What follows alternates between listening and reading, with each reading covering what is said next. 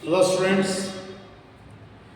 for the sake of second PC science students, particularly mathematics, ನನ್ನ G H maths related ಆಗಿ ನಾನು number of ವಿಡಿಯೋಸನ್ನು G H ಮ್ಯಾಥ್ಸ್ಗೆ send ಮಾಡ್ತಾ ಬರ್ತಾ ಇದ್ದೇನೆ. ಪಿ ಯು ಬೋರ್ಡ್ ಬಿಟ್ಟಿರ್ತಕ್ಕಂಥ 3 ಡಿಫ್ರೆಂಟ್ ಮಾಡಲ್ ಪೇಪರ್ಗೂ ನಾನು ಪ್ರತಿಯೊಂದು ಕ್ವಶನ್ಸ್ಗೂ ಆನ್ಸರನ್ನು ಮಾಡಿ ನಾನು ಜಿ ಎಚ್ ಮ್ಯಾಥ್ಸ್ಗೆ ಸೆಂಡ್ ಮಾಡಿದ್ದೇನೆ. ನಮಗೆ ಕ್ಯೂರಿಯಾಸಿಟಿ ಏನಂದರೆ ಯಾವ ಕ್ವಶನ್ಸ್ ಬೇಕಾದರೂ ಕೇಳ್ಬೋದು. ನಮ್ಮ ಸ್ಟೂಡೆಂಟ್ಸ್ ಯಾವುದೇ ಕ್ವಶನ್ಸ್ ಕೊಟ್ಟು ರೆಡಿ ಆಗಬೇಕು ಅನ್ನೋ ಮೈಂಡ್ ಇಟ್ಕೊಂಡು ನಾವು ನಂಬರ್ ಆಫ್ ಪ್ರಾಬ್ಲಮ್ಸನ್ನು ಸೆಟ್ ಮಾಡ್ತಾ ಇರ್ತಾರೆ. ಕೆಲವು ಸ್ಟೂಡೆಂಟ್ಸ್ ಅನಿಸಿರುತ್ತೆ, ಏನು ಇಷ್ಟೊಂದು ಪ್ರಾಬ್ಲಮ್ಸನ್ನು ನಾವು ವರ್ಕ್ ಮಾಡಬೇಕಾ, ಇಷ್ಟೊಂದು ಪ್ರಾಬ್ಲಮ್ಸನ್ನು ಕೇಳ್ತಾರಾ ಅಂತ ಕೆಲವು ಸ್ಟೂಡೆಂಟ್ಸ್ ಅನಿಸಿರುತ್ತೆ. ನಾನು ಕಳಿಸ್ತಕ್ಕಂಥ ವಿಡಿಯೋ ನೋಡಿದಾಗ ಕೆಲವು ಸ್ಟೂಡೆಂಟ್ಸ್ ಅನಿಸಿರುತ್ತೆ, ಲೆಕ್ಚರರ್ಸ್ಗೂ ಅನಿಸಿರ್ಬೋದು.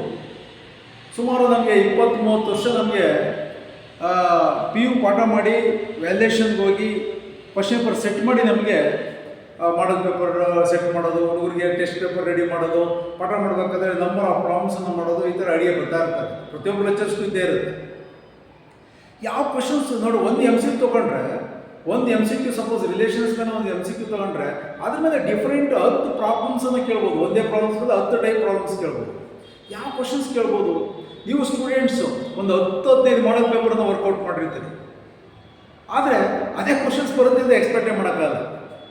ಈಗ ಸ್ಟೂಡೆಂಟ್ಸು ಒಂದು 10-15 ಮಾಡಲ್ ಪೇಪರು ನಿಮ್ಮ ಕಾಲೇಜಲ್ಲಿ ಮಾಡಲ್ ಪೇಪರ್ ಡಿಸ್ಕಷನ್ ಮಾಡಿರ್ತಾರೆ. ನೀವು ನಂಬರ್ ಆಫ್ ಮಾಡಲ್ ಪೇಪರನ್ನು ಕಲೆಕ್ಟ್ ಮಾಡ್ಕೊಂಡು ವರ್ಕೌಟ್ ಮಾಡಿರ್ತೀರಿ. ಬಟ್ ಅಷ್ಟೊಂದು ಮಾಡಲ್ ಪೇಪರನ್ನು ವರ್ಕ್ ಮಾಡಿದ್ರೂ ಕೇಳ್ತಕ್ಕಂಥ ಕ್ವಶನ್ಸು ಡಿಫ್ರೆಂಟ್ ಇರ್ಬೋದು. Is it correct? ಅದಕ್ಕೋಸ್ಕರ ನೀವು 25 ವರ್ಷದ ಮಾಡಲ್ ಪೇಪರ್ ಮಾಡ್ರು ಅದೇ ಯಾವುದೋ ಒಂದು ಮಾಡಲ್ ಪೇಪರ್ ಬರುತ್ತೆ ಅಂತ ನಾವು ಹೇಳೋಕ್ಕಾಗೋದೇ ಇಲ್ಲ. ಕ್ವಶನ್ಸ್ ಅಂತೂ ಡಿಫ್ರೆಂಟ್ ಇದ್ದೇ ಇರುತ್ತೆ. ಒಂದು ಎಮ್ ಸಿ ಕ್ಯೂ 10 ಈಕ್ವೇಷನ್ಸು 10 ಪ್ರಾಬ್ಲಮ್ಸನ್ನು ವರ್ಕೌಟ್ ಮಾಡಬೇಕಾಗತ್ತೆ. ಈಗ ನಾವು ಸಪೋಸ್ 2 ಮಾರ್ಕ್ಸ್ಗೆ ಹೋಗ್ತೀವಿ, ಪಾರ್ಟ್ ಬಿಗೆ ಹೋಗ್ತೀವಿ. ಇನ್ವರ್ಸ್ ಟ್ರಿಗ್ನೋಮೆಟ್ರಿ ಫಂಕ್ಷನ್ಸ್ ಮೇಲೆ prove that sine inverse of 2x into root of 1 minus x square is equal to 2 sin inverse x ಅಂತ ಕೇಳ್ಬೋದು, ಅಥವಾ 2 cos inverse of x ಅಂತ ಕೇಳ್ಬೋದು. ನೋಡಿ, ಒಂದ್ರ ಮೇಲೆ 2 ಆನ್ಸರ್ ಕೇಳ್ಬೋದು. ಅದೇ ಥರ number of tan inverse of root of 1 plus x square minus 1 divided by x, ಅದರ ಮೇಲೆ tan inverse of root of 1 plus x square plus 1 divided by x, sin inverse of 2x by 1 plus x square, tan inverse of 2x by 1 minus x square. Simplest form ತಗೊಂಬನ್ನಿ. ಈ inverse trigonometry function chapter ಇದೆಯಲ್ಲ, ಅಲ್ಲೇನು right the simplest form ಅಂತ ಕೇಳ್ತಾರೆ, ಅದೇ ಪ್ರಾಬ್ಲಮ್ಸನ್ನು differentiation ಅಂತ ಕೇಳೋ chances ಇರುತ್ತೆ.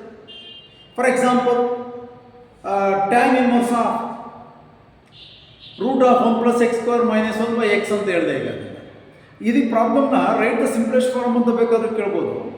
ಡಿಫ್ರೆನ್ಷಿಯೇಷನಲ್ಲಿ if y is equal to tan inverse of root of 1 plus x square minus 1 by x, find D O D X ಅಥವಾ prove that. ನೋಡಿ, ಏನು ಇನ್ವರ್ಸ್ ಟ್ರಿಗ್ನೋಮೆಟ್ರಿ ಫಂಕ್ಷನ್ಸಲ್ಲಿ ರೈಟ್ ದ ಸಿಂಪ್ಲೆಸ್ಟ್ ಫಾರ್ಮ್ ಅಂತ ಕೇಳ್ತಾರೆ, ಅದೇ ಪ್ರಾಬ್ಲಮ್ಸನ್ನು ಮತ್ತೆ ಡಿಫ್ರೆನ್ಷಿಯೇಷನ್ ಕೇಳೋ ಚಾನ್ಸಸ್ ಇರುತ್ತೆ. ಅದಕ್ಕೋಸ್ಕರ ಎಷ್ಟು ಪ್ರಾಬ್ಲಮ್ಸ್ ವರ್ಕ್ ಮಾಡ್ತೀರೋ ಅಷ್ಟು ಬೆನಿಫಿಟ್. ಯಾಕೆಂದರೆ ನೀವು ಪ್ರಾಬ್ಲಮ್ಸ್ ವರ್ಕೌಟ್ ಮಾಡಿದ್ರೆ ಲಾಸ್ ಏನಾಗೋದಿಲ್ಲ. ಇದು ಇಂಪಾರ್ಟೆಂಟು, ಲಾಸ್ಟ್ ಇಯರ್ ಈ ವರ್ಷ ಕೇಳಿದರೆ ಇದನ್ನು ಕೇಳ್ಬೋದು. ಆ ಮೈಂಡ್ ಇಟ್ಕೊಂಡು ಯಾವತ್ತೂ ಮ್ಯಾಥಮೆಟಿಕ್ಸಲ್ಲಿ ವರ್ಕೌಟ್ ಮಾಡೋಕ್ಕೆ ಹೋಗ್ಬಾರ್ದು. ನನ್ನ ಒಪಿನಿಯನ್, ಓಕೆ, ನನ್ನ ಸಜೆಷನ್. ಇಂಪಾರ್ಟೆಂಟ್ ಅಂತ ವರ್ಕ್ ಮಾಡೋಕ್ಕೆ ಹೋಗಬಾರ್ದು. ಕೇಳಬಹುದು, ಲಾಸ್ಟ್ ಇಯರ್ ಕೇಳಿದ್ದಾರೆ, ಬಿಫೋರ್ ಲಾಸ್ಟ್ ಇಯರ್ ಕೇಳಿದ್ದಾರೆ, ನಂಬರ್ ಆಫ್ ಟೈಮ್ಸ್ ಕೇಳಿರ್ತಾರೆ. ಒಂದು 5 ಮಾಡಲ್ ಪೇಪರಲ್ಲಿ ಕೇಳಿರ್ತಾರೆ. ನೆಕ್ಸ್ಟ್ ಬರ್ತಕ್ಕಂಥ ಎಕ್ಸಾಮ್ಗೆ ಆ ಪ್ರಾಬ್ಲಮ್ ಕೇಳಬೇಕು ಅಂತ ರೂಲ್ಸ್ ಇಲ್ಲ. ಅದಕ್ಕೋಸ್ಕರ ಒಂದು ಪ್ರಾಬ್ಲಮ್ಗೆ ನಾವು ರಿಲೇಟೆಡ್ ಆಗಿ ಮಿನಿಮಮ್ 5-6 ಪ್ರಾಬ್ಲಮ್ಸ್ ವರ್ಕೌಟ್ ಮಾಡಲೇಬೇಕು. ಇಲ್ಲ ಅಂದರೆ ಅಯ್ಯೋ ಎಲ್ಲ ಓದಿರ್ತೀರಿ, ಅಯ್ಯೋ ಈ ಪ್ರಾಬ್ಲಮ್ ಬರುತ್ತೆ ನಿಮಗೆ, ಆ್ಯಕ್ಚುಲಿ ಬರುತ್ತೆ, ಬಟ್ ವರ್ಕ್ ಮಾಡಿರಲ್ಲ ನೀವು.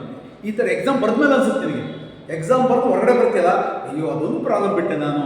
ಈ ಥರ ಒಪಿನಿಯನ್ಸು ಸುಮಾರು ಸ್ಟೂಡೆಂಟ್ಸನ್ನು ನಾವು ಕೇಳಿ ಸಾಕಾಗೋಗ್ಬಿಟ್ಟಿದೆ. ಅದೇ ಉದ್ದೇಶಕ್ಕೋಸ್ಕರ ನಾನು ನಂಬರ್ ಆಫ್ ಪ್ರಾಬ್ಲಮ್ಸ್ ವರ್ಕ್ ಮಾಡಲಿ ಅಂತ ನಾನು ಜಿ ಎಚ್ ಮ್ಯಾಥ್ಸ್ ಬದಲೇ ಎಲ್ಪ್ ಆಗಲಿ ಅನ್ನೋ ಉದ್ದೇಶದ ನಂಬರ್ ಆಫ್ ಪ್ರಾಬ್ಲಮ್ಸನ್ನು ಜಿ ಎಚ್ ಮ್ಯಾಥ್ಸ್ಗೆ ಸೆಂಡ್ ಮಾಡ್ತಾ ಇದ್ದೇನೆ. ವರ್ಕೌಟ್ ಮಾಡಿ, ಇದರಿಂದ 100% ಯೂಸ್ಫುಲ್ ಆಗುತ್ತೆ. ಓಕೆ, ಇದು ಈಗ ನಾವು ಕಳಿಸ್ತಕ್ಕಂಥ ಪ್ರಾಬ್ಲಮ್ಸ್ ಕೇಳ್ಬಿಡ್ತಾರ, ಆ ಮೈಂಡ್ ಬರಬಾರ್ದು. ಪ್ರಾಕ್ಟೀಸ್ ಆಗಬೇಕು. ನಂಬರ್ ಆಫ್ ಪ್ರಾಬ್ಲಮ್ಸ್ ವರ್ಕೌಟ್ ಮಾಡಿ. ನಿಮಗೆ ಮ್ಯಾಥಮೆಟಿಕ್ಸ್ ಬಗ್ಗೆ ಇಂಟ್ರೆಸ್ಟ್ ಬರುತ್ತೆ. ಮ್ಯಾಥಮೆಟಿಕ್ಸ್ ಇಷ್ಟ ಜನ ಅನಿಸ್ಬೇಕು ನಿಮಗೆ, ಯಾವ ಪ್ರಾಬ್ಲಮ್ ಕೊಡಲಿ ಮಾಡ್ತೀನಿ ಅನ್ನೋ ಒಂದು ಇದು ಬರಬೇಕು, ನಿಮಗೆ ಇಂಟ್ರೆಸ್ಟ್ ಬರಬೇಕು.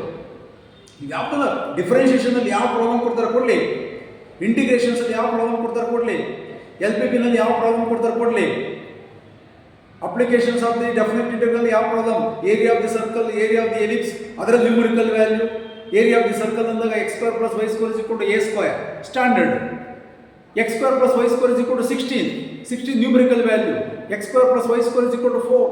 X square plus Y square is equal to 36. X square plus Y square is equal to 8.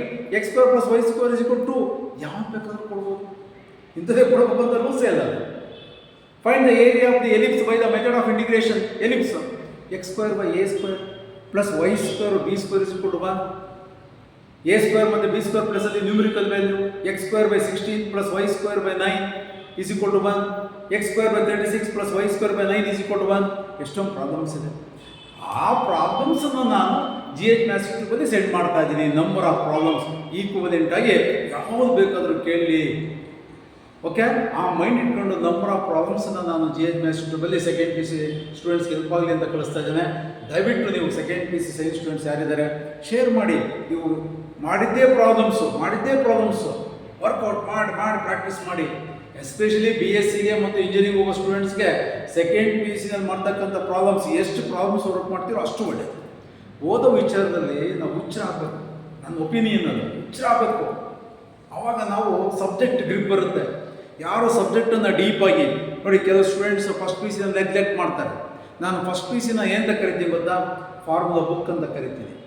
ಎಷ್ಟೋ ಸ್ಟೂಡೆಂಟ್ಸು ಫಸ್ಟ್ ಪಿ ಸಿನ ಬರೀ ಪಾಸ್ ಆದರೂ ಸಾಕು, first P C class exam ಅಲ್ವಾ, ಮೇಷ್ಟ್ರು ಪಾಸ್ ಮಾಡೋದಲ್ವಾ, ಈ ಥರ ಮೈಂಡ್ ಬರಬಾರ್ದು.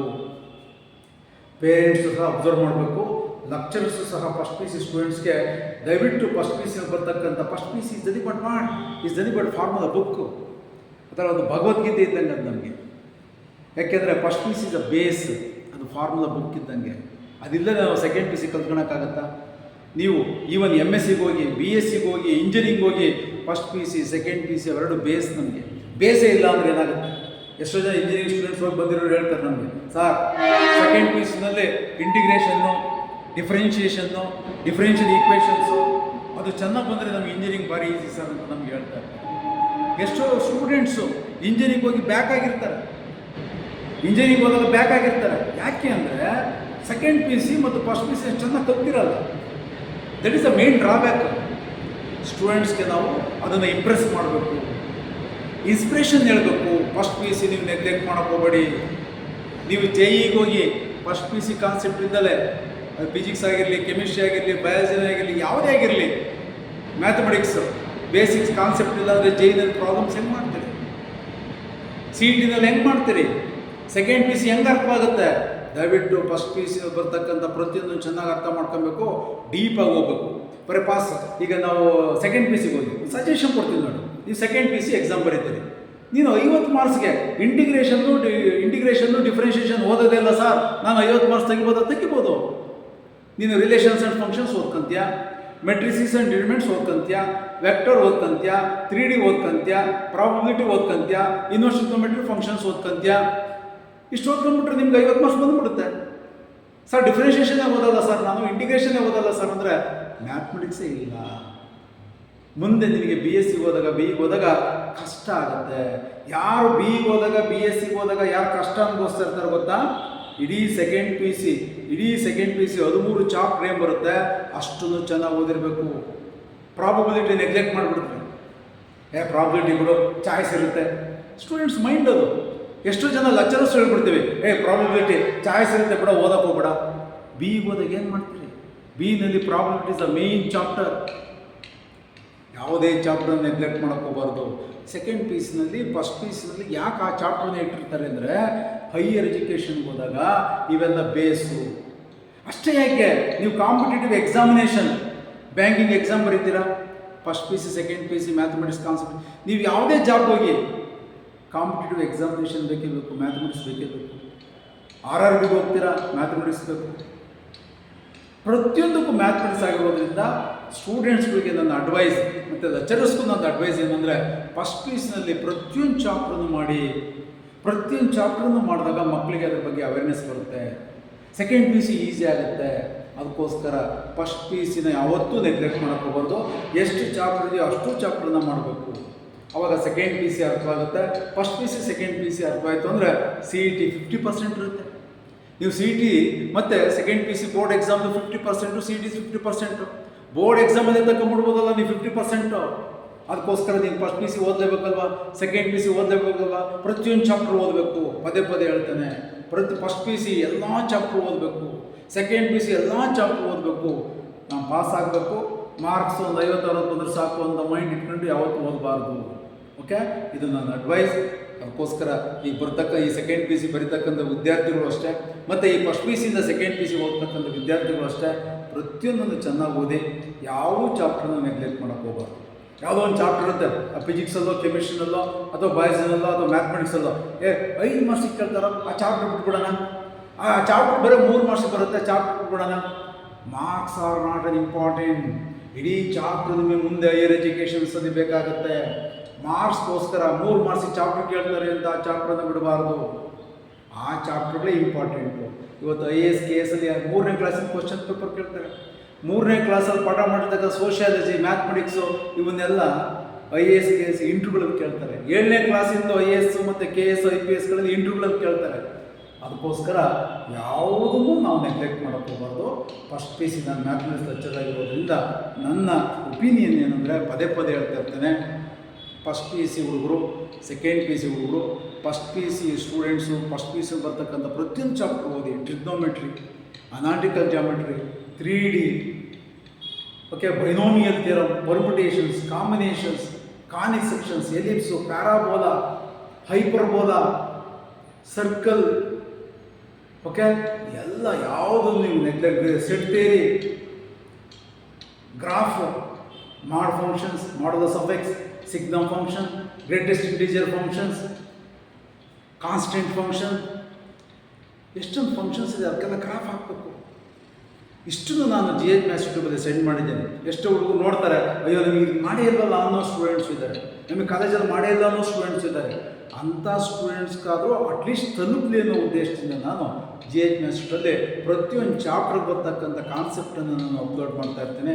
ನೋಡಿದಂಥವ್ರು, ವೆದರ್ ಲೆಕ್ಚರರ್ಸ್ ಆಗಿರಲಿ, ಸ್ಟೂಡೆಂಟ್ಸ್ ಆಗಿರಲಿ, ಫಸ್ಟ್ ಪಿ ಸಿ ಸ್ಟೂಡೆಂಟ್ಸ್ಗೆ ಸೆಂಡ್ ಮಾಡಿ, ಶೇರ್ ಮಾಡಿ, ಸೆಕೆಂಡ್ ಪಿ ಸಿಗೆ ಶೇರ್ ಮಾಡಿ, ಸೆಂಡ್ ಮಾಡಿ. ನಾನು ಹೇಳ್ತಕ್ಕಂಥ ಕಾನ್ಸೆಪ್ಟ್ ಅವ್ರಿಗೆ ಗೊತ್ತಾಗಲಿ. ಓಕೆ, ನೆಗ್ಲೆಕ್ಟ್ ಯಾವತ್ತೂ ಮಾಡೋದು. ಅದಕ್ಕೋಸ್ಕರ